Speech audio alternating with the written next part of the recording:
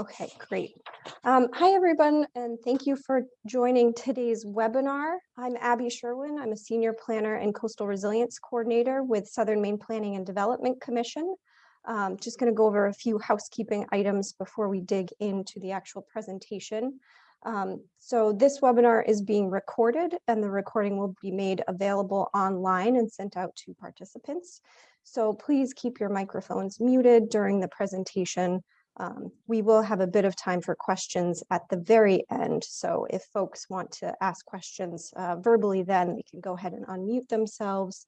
Or if people have questions during the actual presentation, please feel free to pop those in the chat, and Allie Clift with the Cumberland County Soil and Water Conservation District will be monitoring that. So we will try to get to all of the questions at the end. Just a note that we're holding an identical webinar next week for folks who couldn't attend today's event. So if you want to hear all of this again, or think that other staff or board members would benefit from participating in the next webinar, please feel free to sign up or send along the registration link for next week's event. AICP credit has been made available for this event. And also other professional credit could be available. So if you need a certificate for participating in this webinar, please let us know through the chat and we will get one off to you after the event. So today we'll be talking about the new MS4 permit, erosion and sediment control requirements, which go into effect July 1st of 2022.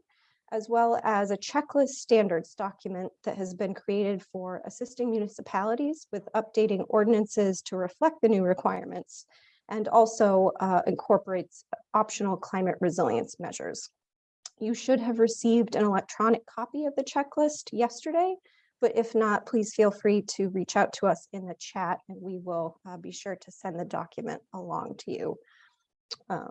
All of this work was undertaken as part of a project involving SMPDC, Integrated Environmental, Cumberland County Soil and Water Conservation District, as well as the Portland area and Kittery area MS4 communities, and was funded by the Maine Coastal Program's Coastal Communities Grant Program.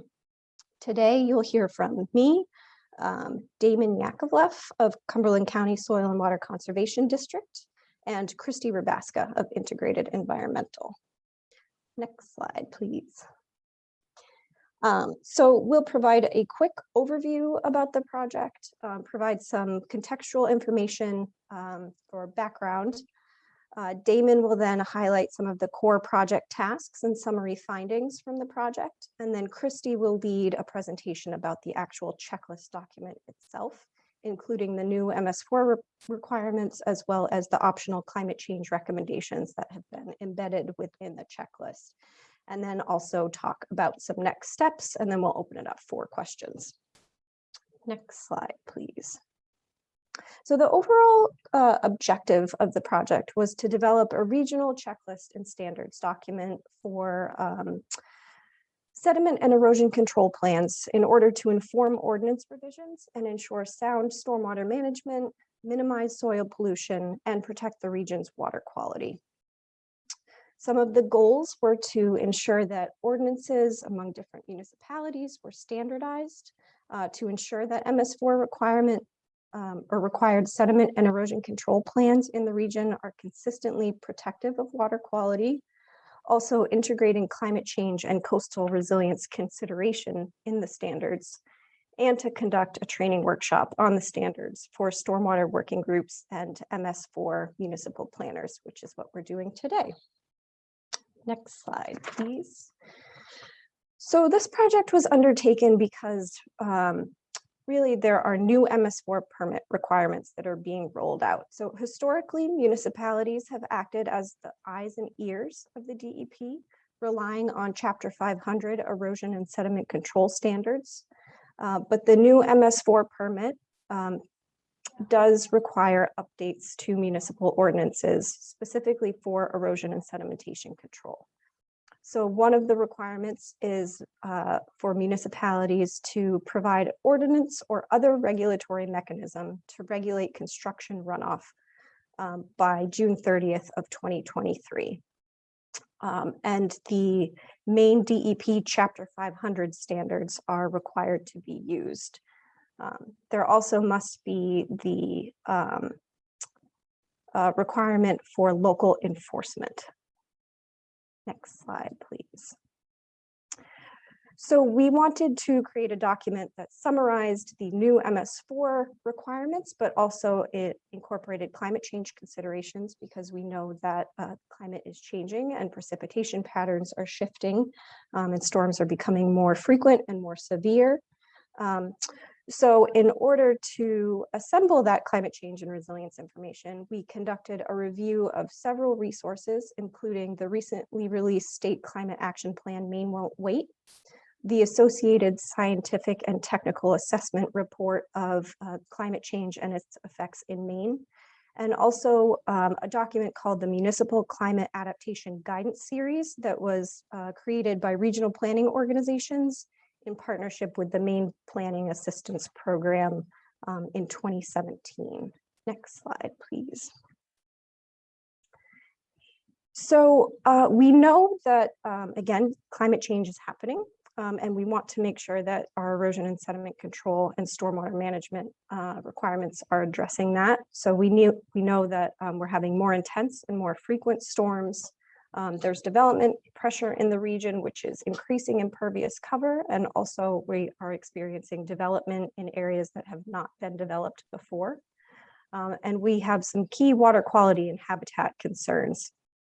And the scientific and technical assessment report of climate change effects states that Maine's annual precipitation has increased more than 6 inches since 1895, and extreme precipitation events are becoming more frequent.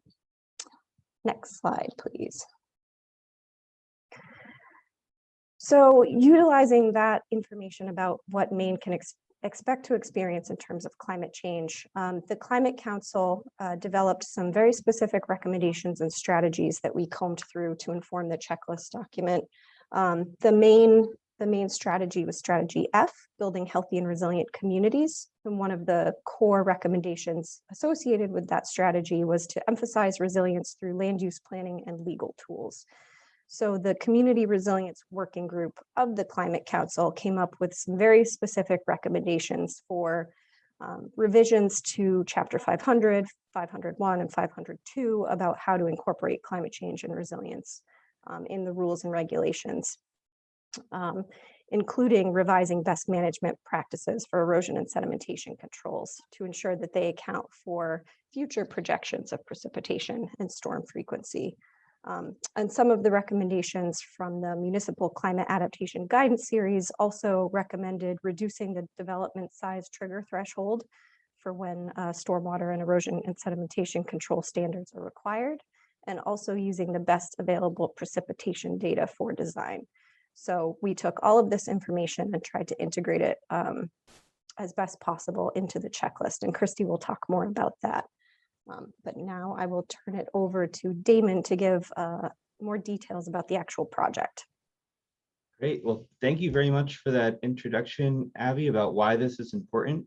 So again, I'm Damon Yaakov, environmental planner at Cumberland County Soil and Water Conservation District, and I'll talk a little bit about who is involved with this and some of the process around developing the documents here. So first of all, we at the Conservation District work closely to support communities in implementing their MS4 programs through regional cooperation. There are 30 MS4 communities across the state, and they're organized into 4 clusters. We work with the Interlocal Stormwater Working Group, which is the cluster around Greater Portland, and also closely with the Southern Maine Stormwater Working Group, which is the cluster seen on this map in extreme southwest Maine.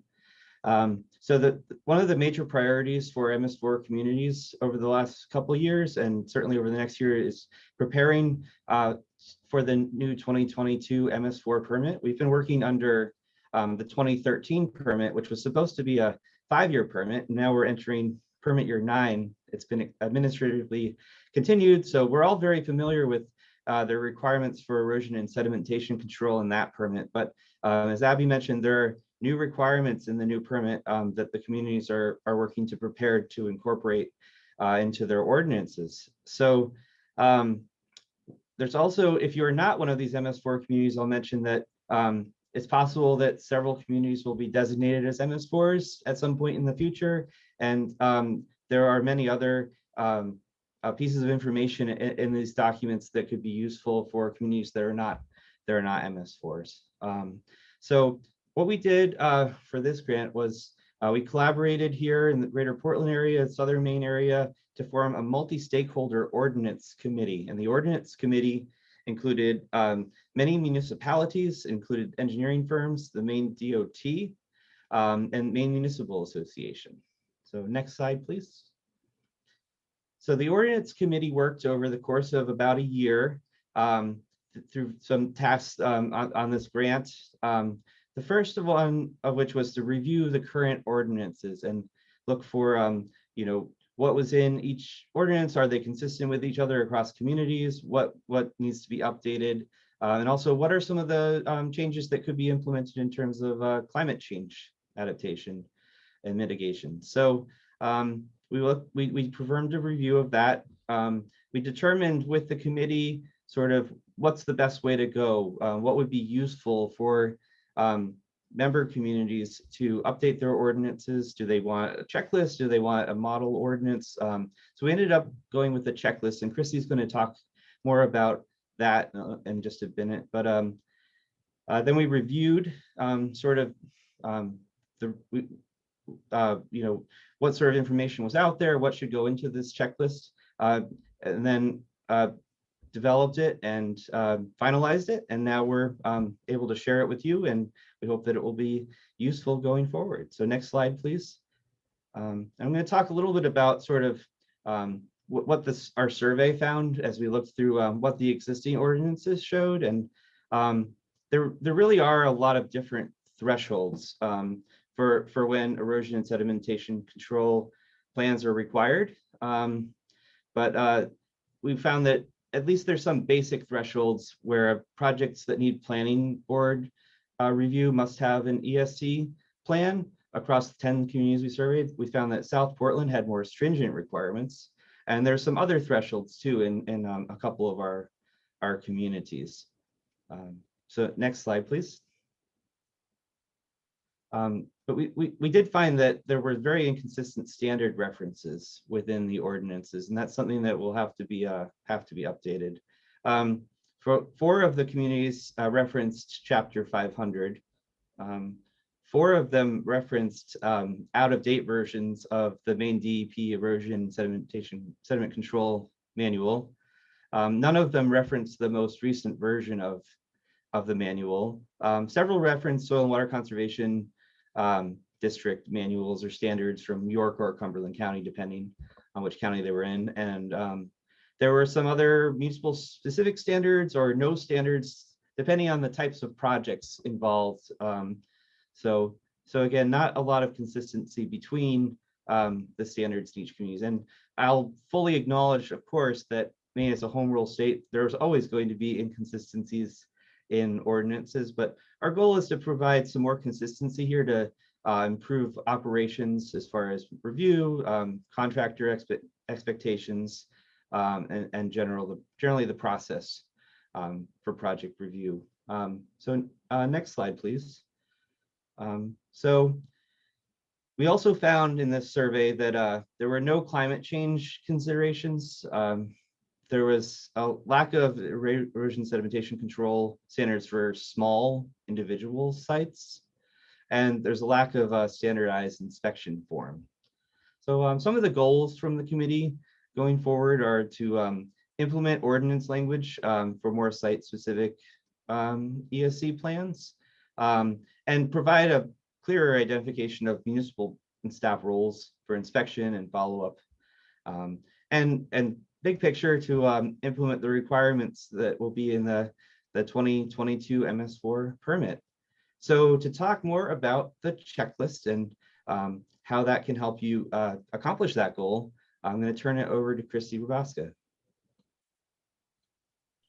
Great, thanks, Damon and Abby. Those are great introductions to why we decided to create the checklist, and kind of how we got to where we are today. And so before I get to the what does the checklist exactly look like and what's its content, I do have a few things I want you to keep in mind. And the first one is that the MS4 required thresholds for erosion and sediment control BMPs are identical to those in the Chapter 500 permit by rule. So we as MS4 communities are going to have to require sediment and erosion control in our ordinances for sites that disturb 1 or more acres of land, and including smaller sites that might be part of a common plan of development, such as a subdivision that might have multiple phases. Maybe the first phase is smaller than an acre. So the thresholds are identical to Chapter 500. And in fact, what the DEP did with the permit was our MS4 permit was they actually took the Chapter 500 appendices A, B, and C, which describe all the erosion and sediment control standards. And they just pulled all those and they popped them into our MS4 permit. So the standards are also identical. But one of the key differences as we created the checklist and tried to come up with some standard language for you guys was we realized that the Maine Department of Environmental Protection in their Chapter 500, their primary goal is to protect natural resources.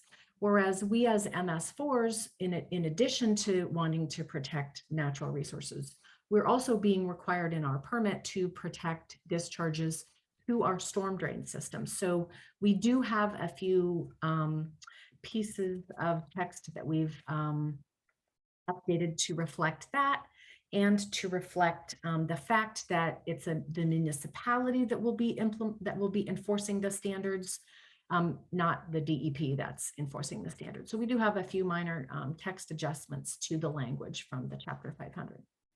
We did also try to address, we had a lot of very fruitful and intense discussions in the Ordinance Committee. Our members are very much boots on the ground people, and they had a few issues that they wanted to see improved as part of erosion and sediment controls. So you'll see those also as optional standards, in addition to the climate change standards that are optional in the checklist. So the checklist itself, as Abby had said, you should have all received it via email. And if you haven't, then let us know. But this is a couple of different clips from the checklist itself. It's a 3-column Excel spreadsheet, and that's how it's been distributed to you for your use. The first column is basically each row contains the specific standard that needs to be embedded in your ordinance from the Chapter 500 regulations. So that text that's required will have no color associated with it. The cell won't be colored and there won't be any blue. It'll just be the plain black text with the white background. But as you see blue on the spreadsheet,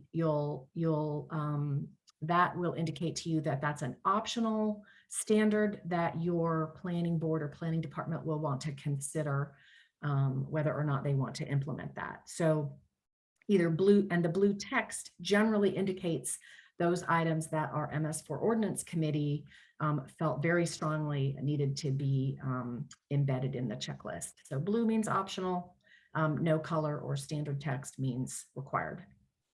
So that's in the first column. Those are all of your standards. The second column, many planning departments use this format, 3-column format, where as you're combing through your own ordinances to see whether or not you already have references to the standard that's in the first column, you'll put your citations in this second column, describe what your ordinance contains, or you could even cut and paste into that middle column. And the last column is, basically your recommended changes to your own ordinances. Are you going to adopt the optional changes or not? Perhaps even write in what your rationale is, and put the citations in for how you want to embed the recommendations or the required elements into your ordinances. So 3-column spreadsheet, again, pretty standard for most people to be using, and it's a great way to keep track of discussions and what's been going on. And so then before I dig into the detail of the checklist itself, I want you to know that we, the Ordinance Committee, as we designed the checklist, we were also thinking about other options that communities might use in order to implement the ordinance changes that are required by the MS4 program. So you can use this checklist to actually directly embed the standards into your ordinance. But there are a few communities that want, because the thresholds and standards are identical to Chapter 500, they might prefer to just reference Chapter 500 and then call out any changes or options. And then the committee also was very much in favor of development of a model ordinance, and we did get grant funding for that. That will be coming in the summer of 2022. So as we kind of look at the details of the checklist, I want you to think about the format of it and how you'll be using it to address the changes needed for your own community. But I'll talk more about these other options that were also available to you. And I think the checklist will be helpful for just about any one of these options. So I'll dig into the elements of the checklist itself. The first few line items of the checklist are just general statements. And so the way I've formatted the slides and my discussion of this, I know it's not very exciting, but it's very informative. So the first part is my paraphrasing of it, of the content of the checklist and what the significant issues are related to it. And then I have a little clip down below from the checklist itself. So this first general statement is really just that erosion and sediment control measures must be used. You have to have that statement in your ordinance, and you have to have the required threshold of 1 acre or more disturbance and those smaller sites. So that language verbatim, and you'll see up here, this general statement, we haven't made any changes from the Chapter 500 requirement associated with it. So you'll see that in the checklist, that's all pure black and white. There's no blue here. No blue optional items. So the second general statement we have from the Chapter 500 appendices is that all measures have to be in place before construction begins. They have to remain in place throughout construction, and adequate and timely maintenance is required. They're general statements, but they are very, very important statements. And again, we haven't made any changes from the Chapter 500 requirements.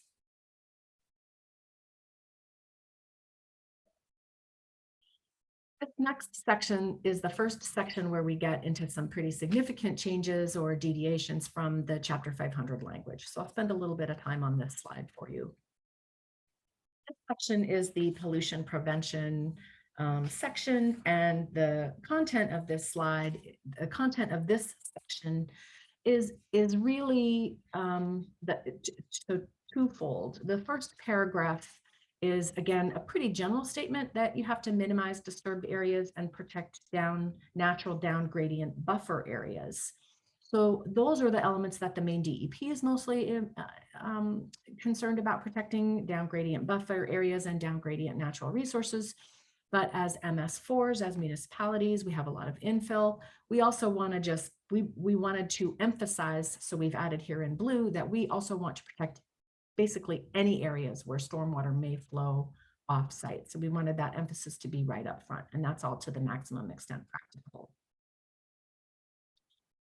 So this first paragraph has some additional requirements and again, a little more general statements, general standards about controlling the volume and velocity, minimizing disturbance of steep slopes, controlling stormwater discharges through peak flow and volume, those kinds of things. And the second paragraph is more, so there were no changes to those, but the second paragraph, we had some substantive changes and quite a bit of discussion about it in the Ordinance Committee.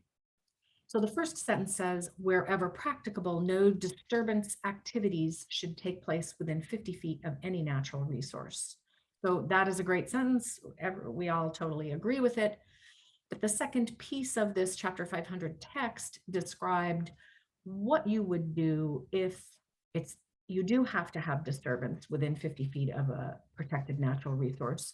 And it also said that if you had a breakthrough of an erosion element, if you had some breakthrough of sedimentation or even just water leaving your site, where it was sedimented water leaving your site where it wasn't supposed to, then you would have to double up on your erosion or sediment barriers, like a double, a breakthrough on a bark mulch berm.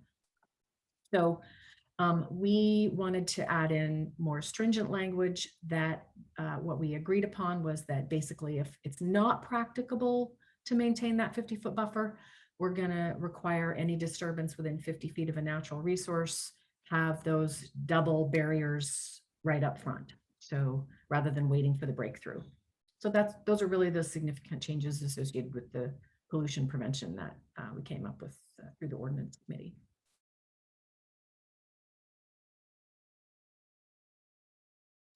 So the next checklist element that we have is stabilized construction elements, stabilized construction entrances.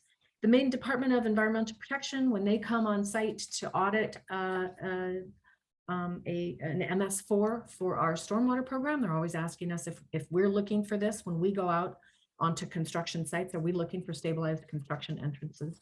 We think this will be a good thing to have embedded into ordinances. We have not made any changes from the Chapter 500 requirement. The requirements for a nicely sized aggregate, filter fabric underneath.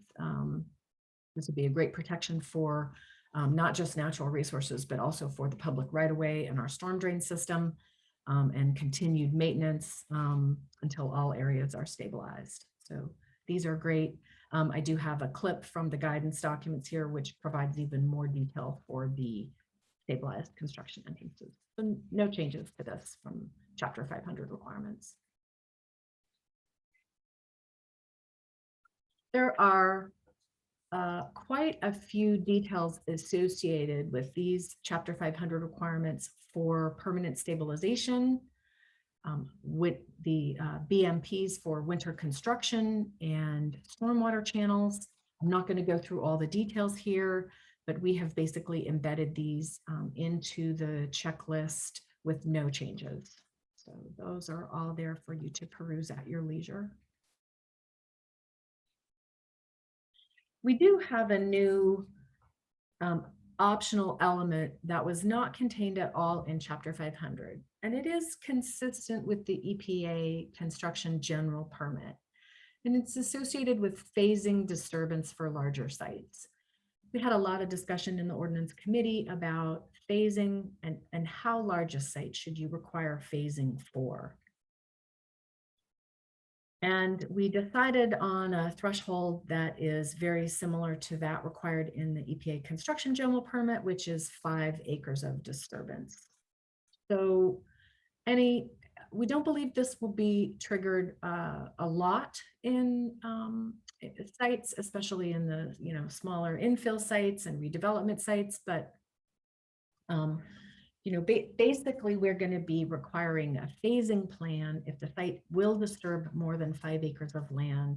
Overall, we're going to want the contractor and or the designer to provide separate phasing plans that will show what the initial 5 acre area is that would be disturbed, which portions are going to be stabilized as other areas are opened up. So we'll want to see those phasing requirements.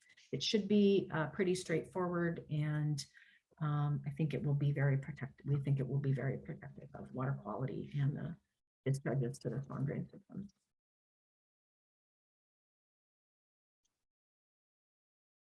The next few elements are from Appendix B of Chapter 500. They're the inspection and maintenance requirements during construction, and these are required of the contractor themselves. So not an MS4 code officer doing these construction inspections, but requirements that the contractor do their inspection weekly, that the contractor always inspect their erosion and sediment control BMPs before a rain event and after rain events within 24 hours of that rain event. We also like having these embedded in the municipal ordinances because it's a thing you can point to and tell the contractor that they really have to do those inspections. So no changes to those from Appendix B of Chapter 500. And then based on those inspections, the contractor is going to have to do maintenance and repairs. They're going to have to always maintain their BMPs until permanent stabilization. but they're going to have to repair, and we added the text or enhance a BMP upon initial discovery. That the repairs or enhancements based on the inspections need to be completed before the end of the next workday. If it's a little more complicated, then they can have 7 days or longer if needed. But always BMPs, you know, if you've got a breakthrough of a bark mulch, you know, erosion control berm, that has to be repaired prior to any rain event. So those changes are not different. The only change to this section was that we decided to add in this language to enhance a BMP, and that's because we do understand that as design engineers are the ones who are putting the erosion and sediment control plans together, they can't account for everything in the field. And many times code enforcement officers are going on site and seeing that something might need to be enhanced, or a contractor themselves are recommending that something needs to be enhanced or changed a little bit. So we have added in the language repair or enhance.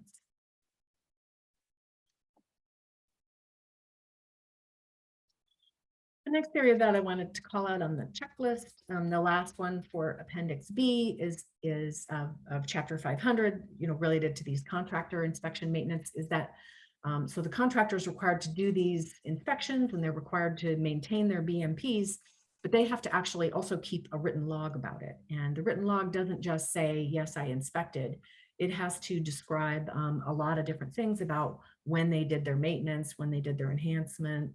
So there's a whole lot of text about that that's embedded in Chapter 500 that should be carried over to ordinances, or just make sure that as we're doing our inspections, we're checking for those things too. So the contractor has to also maintain their records for 5 years after a permanent stabilization.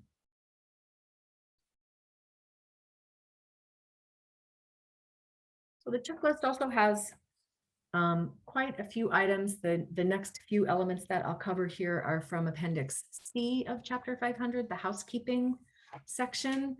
So the MS4 requirements, we haven't changed any in the checklist from Chapter 500 for housekeeping, for the spill prevention, for the groundwater protection related to infiltration, for dust. That content is pretty dense. So that's all, as you look at the checklist, you'll see that's all black and white. So I don't even have a clip of that here. No changes to that. But we did have a change based on some of the city members of the ordinance committee who see a lot of brick cutting, saw cutting, concrete mixing in interior areas. We decided to add in and call out specifically these elements and add recommended BMPs for addressing any sediment from those activities, which that's a common pollutant in the infill areas that some of the city municipalities are having issues with. So we've added in this as an optional BMP.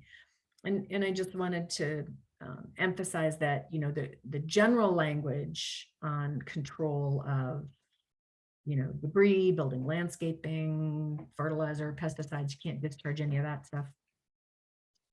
That all is, you know, pretty much covers this concrete mixing, brick cutting and saw cutting, but we did just want to call it out in particular to show that it is also a covered item.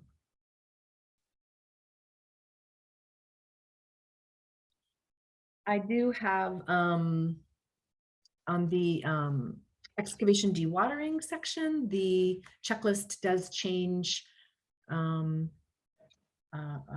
moderate amount. We have two minor changes to this section.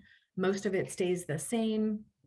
So dewatering from construction sites, we have just reworded some of the text to require that, well, I guess in Chapter 500, the way this is worded is that the DEP can offer alternative mechanisms for excavation dewatering. And if the DEP has done that, we as a municipality will want to see proof of any Maine DEP deviations related to, you know, how people are doing excavation dewatering on their construction sites.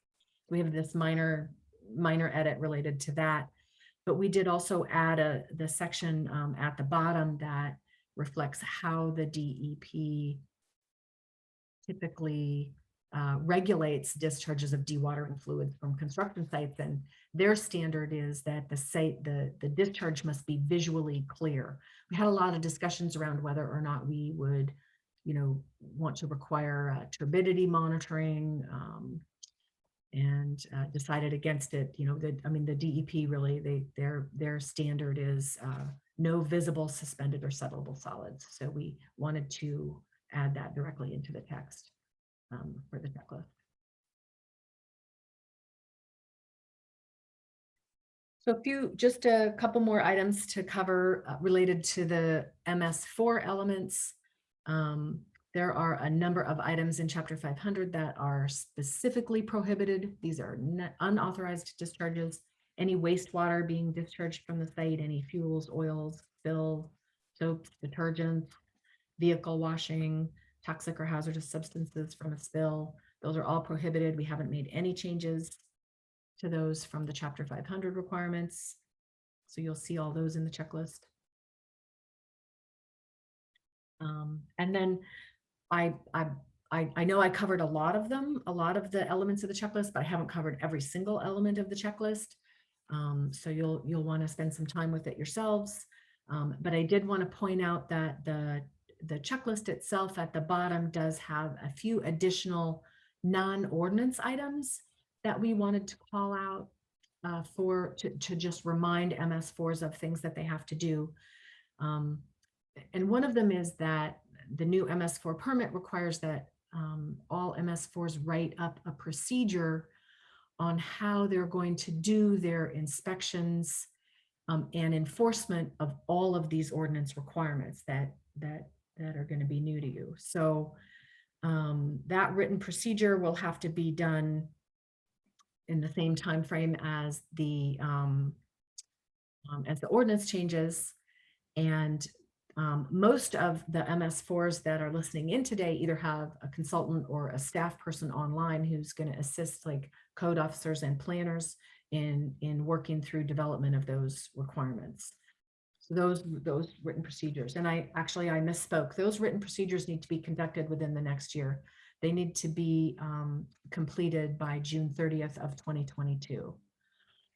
So the MS4 requirements are that the code enforcement officers or stormwater person or someone with the municipality is actually doing at least 3 inspections for every site that disturbs 1 acre or more. And one of those inspections has to be completed at the end of the project to show that the site has been completely stabilized. And then one new requirement for these inspections is that if a site is a very large site and it extends from year to year, you need to do at least 1 inspection annually until that project is completed and stabilized. So all of these elements are going to have to be written into the procedure for who's doing these, who's going to do the oversight on the construction inspections, and how are those going to physically get done. We believe we'll be working on this written procedure in the Ordinance Committee also, and that will help us to address one of the goals of the Ordinance Committee, which is to try to standardize those inspection sheets. There's a lot of great standardized inspection sheets out there, and we'll probably just be looking at them again one more time and embedding them into those written procedures.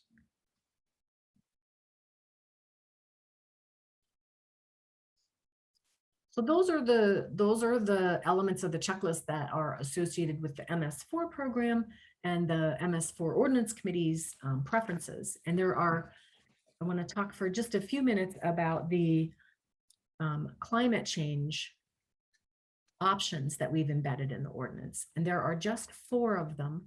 And I'm going to hit each one of these individually. And I wanted to just remind you, these are the ones where the entire cell is color coded in blue. And it's basically the 2 cells up at the top of the checklist. So the first one is to require erosion and sediment control at the smaller construction sites.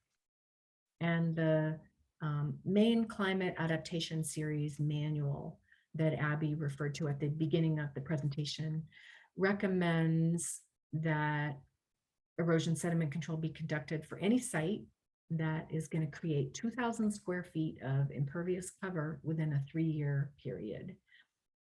And while the ordinance committee likes the smaller size requirements, and we all were, in agreement that smaller sites do need to be covered as part of this program, keeping track of impervious cover over a 3-year period can sometimes be a little bit tedious. So, but we also knew from all of our research in the communities and the anecdotal information the ordinance committee provided is that most communities already have some smaller thresholds.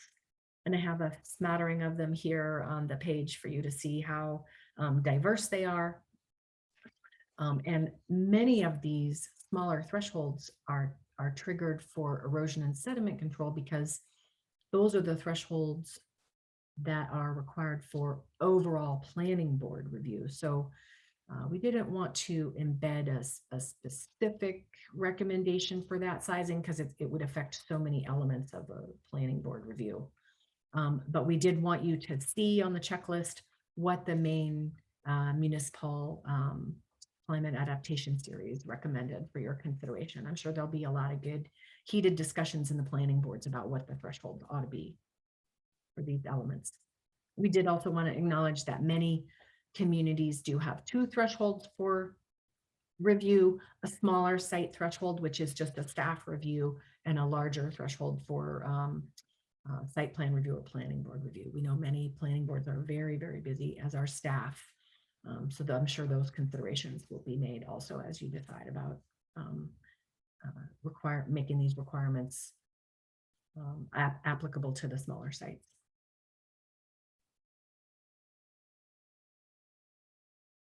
The second climate change option we've embedded is the requirement to have a professional engineer or a certified professional in erosion and sediment control prepare the erosion and sediment control plan. Many communities have this already in their ordinances, but we feel that it should be a regional standard that all of them do. It will provide the best protection for the water resources and for municipal infrastructure. And DEP has recently revamped their online course material for this certification, and it is excellent. I have a couple of slides that I've clipped from it. I've watched most of these slides, most of these presentations myself. It's very well done. So it should not be a difficult standard for most developers to meet. The third climate change optional recommendation is to design in accordance with the Maine DEP guidance documents. And there are 2 in particular.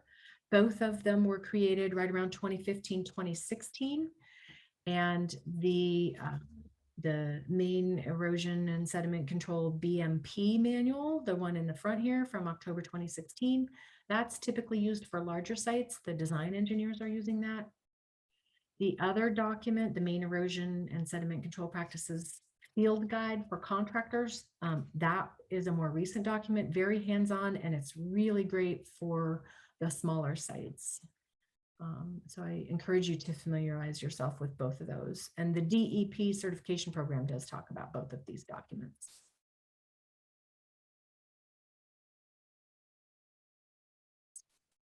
So the last section I wanted to talk about climate change, the last significant recommendation that we have, as Abby indicated, that the recommendation was to use more recent precipitation data in order to account for the fact that storms are becoming much more extreme, much more frequent, and more precipitation, more intensely. And so there are 2 different precipitation data sets that could be referenced that we are recommending in the checklist. The first one is the Northeast Regional Climate Center. That's the Cornell data.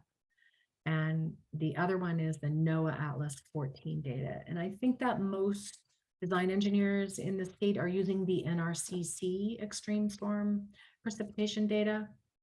So this slide talks just a little bit about the differences between the three of them.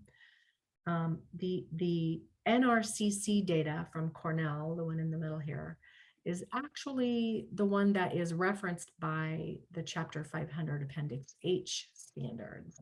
So that there's Appendix H in Chapter 500 actually has a static table of the return frequencies and rain values from this website from 2014, but it's a static table. So the Northeast Regional Climate Center data, one that we're recommending you use, it's actually now static. I think they just lost their funding a year or two ago, but it does still very much reflect the extreme storms and the changes that have been in process for quite a few years now. And it deviates a little bit from the Atlas 14 precipitation data when you move inland and when you move to higher elevations. But for coastal areas, such as the Simsywig and the Iziwig MS4 communities, it is just about very, very close to the NOAA Atlas 14 data, which the NOAA Atlas 14 data is really considered to be the national standard. The only potential disadvantage with the NOAA Atlas 14 data is it doesn't have quite as many weather stations in the state of Maine as the Northeast Regional Climate Center data. So design engineers are pretty familiar with the NRCC. They may not be as familiar with the NOAA Atlas 14. Either of these is pretty going to be a good one to reference in your standards, in your ordinances, and as they differ on the coast by only about 2%. So not a significant change. So those are the 4 optional standards that we have in the checklist for climate change. And I do want to talk for a few minutes about these 3 options, and I'll come back to that precipitation and the fact that we have those two recommendations when I get down to the model ordinance piece. But these three options to adopt are embedding the standards directly into the checklist. I think that should be pretty straightforward for you. The second one, referencing Chapter 500 and providing a list of standards I wanted to talk about next. This one, in the interest of time, I've talked about this a couple times now. I feel like you're probably pretty good on this. The second one, because the thresholds and the standards are identical for Chapter 500, one of the ways in which you could modify your ordinances would be to have statements like these. An erosion and sediment control plan is required for all sites that disturb 1 or more acres of land, with this caveat about the smaller sites. The plan shall use BMPs consistent with the minimum standards in appendices A, B, and C of Chapter 500. And then you could list out what additional optional elements you want to have apply to your community. And the city of Saco preemptively was making some changes already to their ordinances, and they decided to go this option 2 route. They have some fabulous model language that you could use. And so I encourage you to look that up.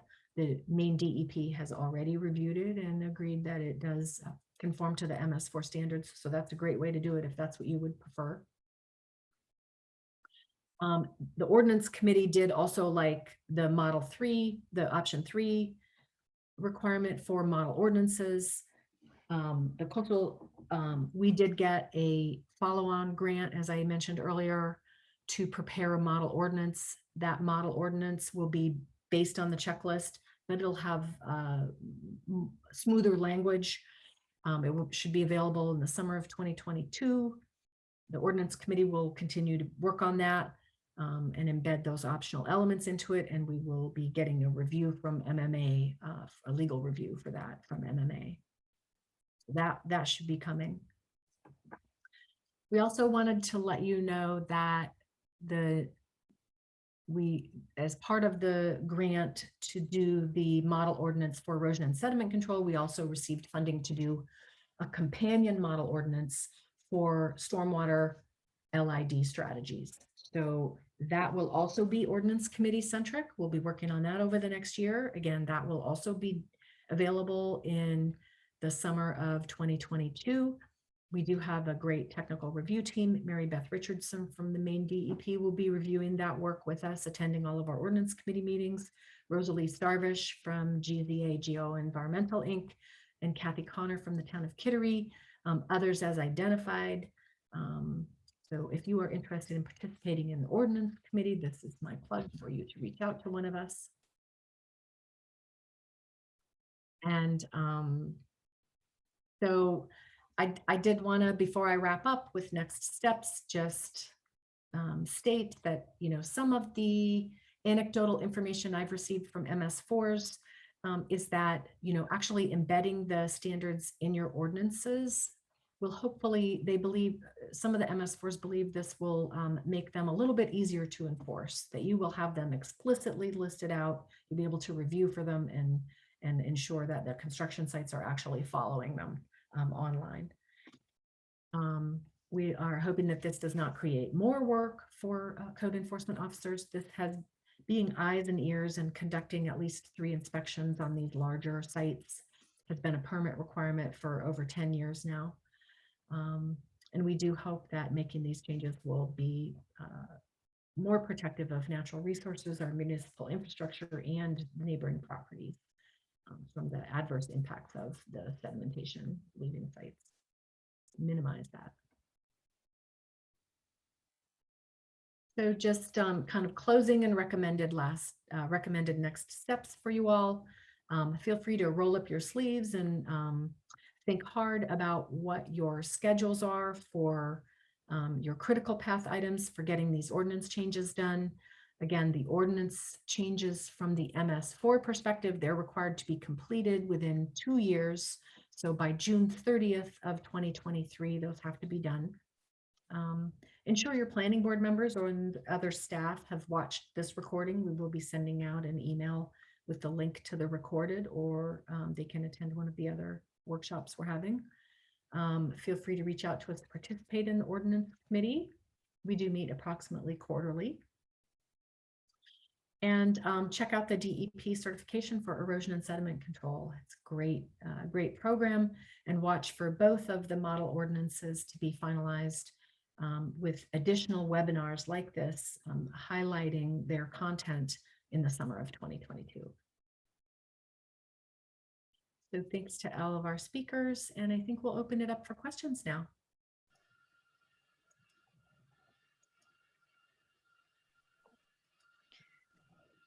Looks like Tom has raised his hand. Go ahead, Tom.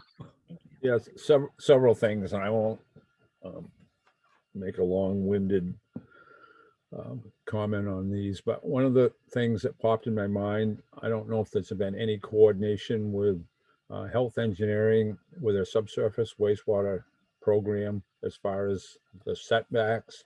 There's certain instances where replacement of disposal systems will happen less than 50 feet from a protected natural resource, and they're allowed as a replacement system in most cases. So it wouldn't hurt to bounce that off them. Second point is, it says natural resources, but I assume it means protected natural resources and not all of them, but the words seem to be used interchangeably. And then the third thing, which is maybe of more concern to me, I got a phone call from Rebecca Graham this morning. She was on the way to Augusta to monitor and or testify on some bills that are in front of the legislature, which I had first heard about just this morning at like 8:15 through my conversation with her. But it sounds like there's a move afoot to allow a lot more development on individual lots, and she thought it had a pretty strong backing from the legislative committee. The concern I have, and we didn't have a chance to talk about it in detail with her, but what does that do to all these stormwater rules? If you can put 5 tiny houses on a half-acre lot because there's no state rules against that, and I'm not sure what trumps what, but that could have a significant impact on not only stormwater runoff, but certainly on the municipal level for inspection and monitoring. So that would be worth following, and maybe Christy knows more about it than I just did, but it was of concern after my phone call with her. So just want to point that out, and I guess we'll see where it goes. Thank you. I don't think I have time to address all 3 of those, but they're duly noted, and I'll be following up with Rebecca, and we'll be talking to her. Thank you. And we'll take a look at the health engineering issue and the protected natural resources versus natural resources also on the checklist and in the presentation. Allie, did we have, I'm going to stop my screen share so I can see. Nope. No, we didn't have any questions in the chat. We just had very responsive PDH requests. Okay, great. We will. So thank you, everyone. There was one comment from Fred Dillon of South Portland, and Fred, I can read it, but if you'd like to state it, it's up to you. No, sure. I was just going to say, I mean, I think that the minimum requirements for the inspections for larger projects, I think, are bare bones, and South Portland, is, as many of the other MS4s have done, has done at least monthly inspections for larger projects, because there's a lot that can happen in the intervening inspections if you're only doing 2 or 3 over the course of the longer project. So just to be mindful of that. I think many of the MS4s and ISIWIG and probably SIMSIWIG as well have gone above and beyond those minimum requirements and are doing more. And in South Portland's case, if we have a monthly inspection that happens that is where deficiencies are found, we'll step up our inspection frequency to weekly inspections until those deficiencies are corrected. So, so I think, I'm pretty sure Scarborough does something maybe even a little bit more progressive than that, but just something to keep in mind. And that would be something we could incorporate into the ordinance language if that's the direction that an MS4 decides to go. And I also want to add, I think that's the first time I ever heard Tom ask for more regulation potentially. So that was interesting, Tom. So I don't know if that's what you were saying, but. I don't think so, Fred. I just wanted to make sure that they're consistent throughout the ordinances. Okay. Not enough yeah. as it is. Their health engineering's definition of a stream is different than everybody else's. So these little nuances keeps us on our toes, number one, but also makes it difficult from an enforcement side. So. Good. Yeah. So you're being consistent then. That's good. I was afraid that you were switching it up.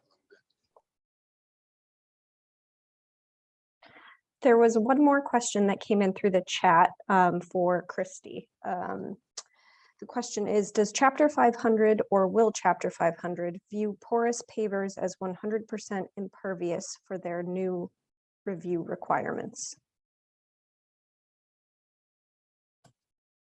I'm not sure that they're ever going to do that. And I'm not sure when Chapter 500 will be updated. So I really can't answer that.